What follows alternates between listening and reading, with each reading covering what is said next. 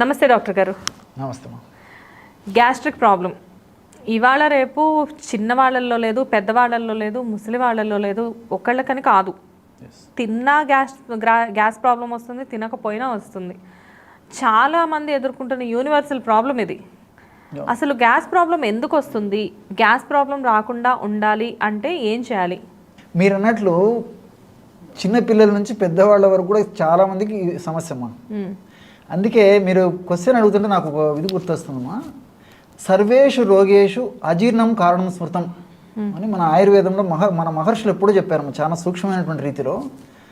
సర్వేషు రోగేషు అజీర్ణం కారణం స్మృతం అంటే అన్ని రోగాలకి అంటే 99% of the diseases comes due to indigestion or gastric problem అని చెప్పి చెప్పుకోవచ్చమ్మా. అంటే ఈ రోజుల్లో మనం ఎదుర్కొనేటువంటి అనేక రకాలైనటువంటి సమస్యలకు కూడా ఈ గ్యాస్ట్రిక్ ట్రబుల్ అనేటువంటి సమస్య కారణం తల్లి. సో ఈ గ్యాస్ట్రిక్ ట్రబుల్ సమస్య తీసుకునేటువంటి ఆహారంలో వల్ల వస్తూ ఉంటుందమ్మా. ఈ రోజుల్లో ఆహారం టయానికి తీసుకోవడం లేదు, పోషకాహారం తీసుకోలేకపోతున్నాము. అట్లే ఆహారం యొక్క క్వాలిటీ, మంచి క్వాలిటీ అయినటువంటి ఆహారం తీసుకోలేకపోతున్నాము. Fast foods, junk foods, bakery foods, ice creams, so వీటితో కడుపు నింపుతున్నాం తప్ప ఇవి కేవలము క్యాలరీస్ ఇస్తున్నాయి తప్ప దాంట్లో పోషకాలు ఏం లేవమ్మా. దీనివల్ల ఏమైతుందంటే భవిష్యత్తు కాలంలో ముందు ఒబెసిటీ రావచ్చు, అదేవిధంగా షుగర్ రావచ్చు, తర్వాత బీపీ రావచ్చు, హార్మోనల్ ప్రాబ్లమ్స్ రావచ్చు, ఆడవాళ్ళకైతే ఈ పీసీఓడి ప్రాబ్లమ్స్ రావచ్చు. ఒక్కటి కాదమ్మా, నంబర్ ఆఫ్ డిసీజెస్కి ఇదే కారణం అవుతుంది. చాలామందికి తెలియక ఎప్పుడైతే ఆహారంలో పొరపాటు జరిగిపోతుందో, అంటే తెలిసి తెలియక అవగాహన లోపం చేత విచక్షణ రాహిత్యంగా అనివార్య కారణాల వల్ల ఎప్పుడైతే ఆహారాన్ని సక్రమంగామైనటువంటి పద్ధతిలో మనం తీసుకోలేకపోతున్నామో, that is one of the main reason అమ్మా ఈ గ్యాస్ట్రిక్ ట్రబుల్కు. అందులో టీలు, కాఫీలు, వేళకు ఆహారం తీసుకోవడం లేదు.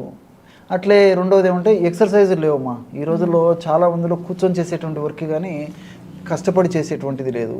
రెండవది ఏంటంటే రాత్రిపూట ఎంత పెందలాడ ఆహారం తీసుకుంటే ఎంత మంచిదని చెప్పేసి మన శాస్త్రంలో చెప్పబడిందమ్మా. కానీ ఎంతమందిని తీసుకుంటామమ్మా? ఎవరి రీజన్స్ వాళ్ళకు ఉన్నాయి. సో రాత్రి ఇప్పుడు 10కో 11కో 12కో తీసుకోవడం మొదలైంది. అంటే ఉద్యోగాల నుంచి ఇళ్ళకి వెళ్ళేసరికి ఆటోమేటిక్గా టైం లేట్ అవుతుంది. దాన్ని బట్టి ఆహారం తీసుకోవడం కూడా పెరిగిపోతుంది, లేట్ అవుతుంది. అవునమ్మా, వ్యాధులు కూడా అలాగే పెరుగుతున్నాయి. అంతే కదా తల్లి. సో దీనివల్ల ఏమంటే తీసుకునేటువంటి ఆహారం కూడా తేలిగ్గా జీర్ణమైనటువంటి ఆహారం తీసుకునేటువంటి పరిస్థితి లేదమ్మా. ఉదయం హడావిడిగా ఏదో ఒకటి తీసుకుంటాము, మధ్యాహ్నం పూట హడావిడిగా లంచ్ అయిపోతుంది, రాత్రి డిన్నర్ అయ్యేసరికి కడుపు నిండా కుటుంబ సభ్యులతో కూర్చొని కడుపు నిండా తీసుకుంటాము. సో మంచి పోషక విలువలతో కూడినటువంటి ఆహారము, సులభంగా జీర్ణమైనటువంటి ఆహారము తక్కువ ప్రమాణంలో తీసుకుంటే మంచిది. కానీ మితం హితం, మితమైనటువంటి ఆహారం హితంగా ఉంటుంది తప్ప అమితమైతే అమితమైనటువంటి వ్యాధులు వచ్చేస్తాయి. సో చాలామందికి తెలియదు, లేట్ ఆహారం తీసుకోవడం కూడా ఈ గ్యాస్ట్రిక్ ట్రబుల్ కారణము. వీటన్నిటికి తోడు రాత్రిపూట 1 గంటకో 2 గంటకో పడుకునేటువంటి రోజులు వచ్చాయమ్మా.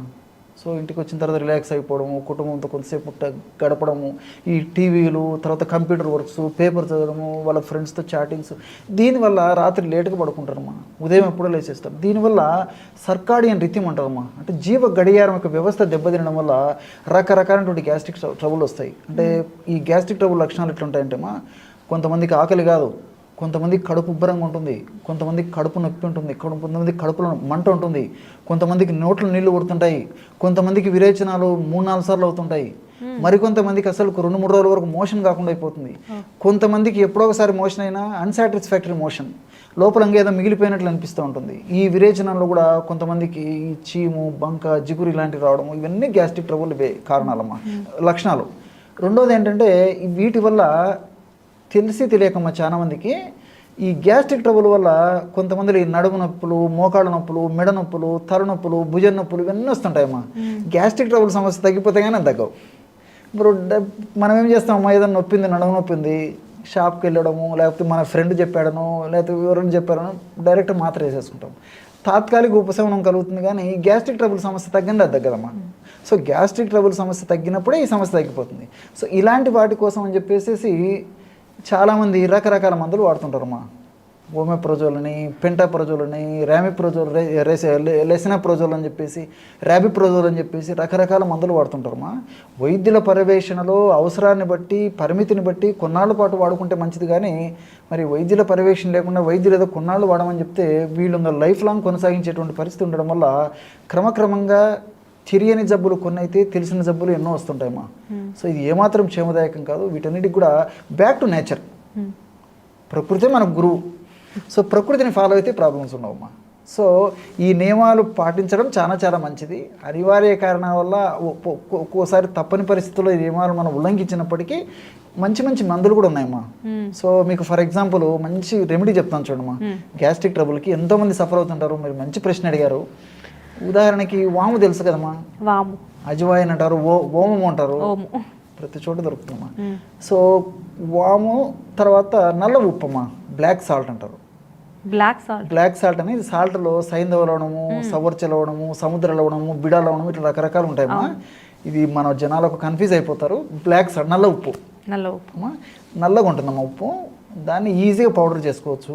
మనకు డిపార్ట్మెంటల్ స్టోర్స్లోను, ఆయుర్వేద ఔషధ విక్రయశాలలోను, పచారీ కొట్టలు కూడా దొరుకుతుందమ్మా. ఈ రోజుల్లో కామన్ దొరుకుతుంది. ఆన్లైన్లో కూడా తెప్పించుకోవచ్చు. సో బ్లాక్ సాల్ట్ పౌడరు మనకు దొరుకుతుంది, గడ్డల రూపంలో కూడా దొరుకుతుందమ్మా. సో ఈ రెండుతోనే మంచి గ్యాస్ట్రిక్ ట్రబుల్ మెడిసిన్ తయారు చేసుకోవచ్చమ్మా. ఎలాగంటే ఒక 100 grams ఈ వామును వేయించేసేసి చల్లారిన తర్వాత ఒక 100 grams వాము చూర్ణం తీసుకోవాలి. 25 grams బ్లాక్ సాల్ట్ పౌడర్, ఈ రెండు కలిపేసి మిక్సీలో వేసేసేయండి అమ్మా. 100 grams వాముకి 25 grams black salt, that is the ratio. మిక్సీలో వేసేస్తే మొత్తం కలిసిపోతుందమ్మా. దాన్ని అలాగైనా వాడుకోవచ్చు, లేకపోతే జల్లి పట్టైనా వాడుకోవచ్చమ్మా. ఒక 1/2 teaspoon మార్నింగ్ ఆహారం తీసుకున్న తర్వాత ఒక 10-15 నిమిషాల తర్వాత ఒకసారి, రాత్రి ఆహారం తర్వాత ఒక 10-15 నిమిషాల తర్వాత ఒకటి, సరే ఒక 100 ml వాటర్తో ఇఫ్ పాసిబుల్ గోరువెచ్చని నీళ్ళు, అది కాకపోతే కాచి చల్లార్చిన నీళ్ళు, అది వీలు కాలేదనుకోండి మామూలు టెంపరేచర్ వాటర్ అమ్మా. Fridge water, ice water, cold water అవుతుంది, మామూలు టెంపరేచర్ వాటర్ అని సరిపోదు.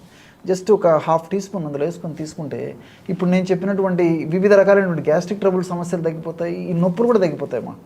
చాలా కంఫర్టబుల్గా ఉంటుందమ్మా. చాలా ఫాస్ట్గా పనిచేసే మెడిసిన్. ఎంతోమంది వాడారమ్మా ఈ మెడిసిన్ కూడా. కాబట్టి సింపుల్. అందుకే ఇంకోటి కూడా నాకు గుర్తొస్తుందమ్మా, దీన్ని యవాని అంటారమ్మా సంస్కృతంలో. ఏక యవాని శతమన్న పాచనం అని చెప్పేసి మన మహర్షులు చెప్పారనమాట. అంటే ఒక్క వాము గింజ 100 అన్నపు మెతుకులను జీర్ణం చేసే శక్తి ఉందంటమ్మా. చూడండి, ఒక్క వాము 100 అన్నం మెతుకులను జీర్ణం చేసే శక్తి ఉందంట. అంత కెమికల్స్ ప్రకృతి నిక్షిప్తీకరించి మనకు ప్రసాదించింది. మనం వాటి మీద తెలియక అవగాహన లోపం చేత సక్రమ మార్గంలో మనం సద్వినియోగం చేసుకోలేక వీళ్ళు ఇబ్బంది పడుతున్నామమ్మా. ఇలాంటి ఔషధాలు వాడుకుంటే బ్యాక్ టు నేచర్ ఎప్పుడైతే మనం వచ్చామో మన ఆరోగ్యం కూడా నేచర్గా ఉంటుందమ్మా. అంటే ఇలాంటి వాడడం వల్ల మెడిసిన్స్ దాకా వెళ్ళాల్సిన అవసరం లేదా సార్? 99% ఉండదమ్మా. జనరల్గా ఏంటంటే గ్యాస్ కోసం ఒక టాబ్లెట్ వాడాలి అంటే అది పరిగడుపును వేసుకోవాలి అని చెప్పేసి చెప్తారు. మీరు చెప్పిన రెమెడీ ఏంటంటే భోజనం తర్వాత తీసుకోవాలి, అంతేనా? అవునమ్మా. నమస్తే డాక్టర్. నమస్తే.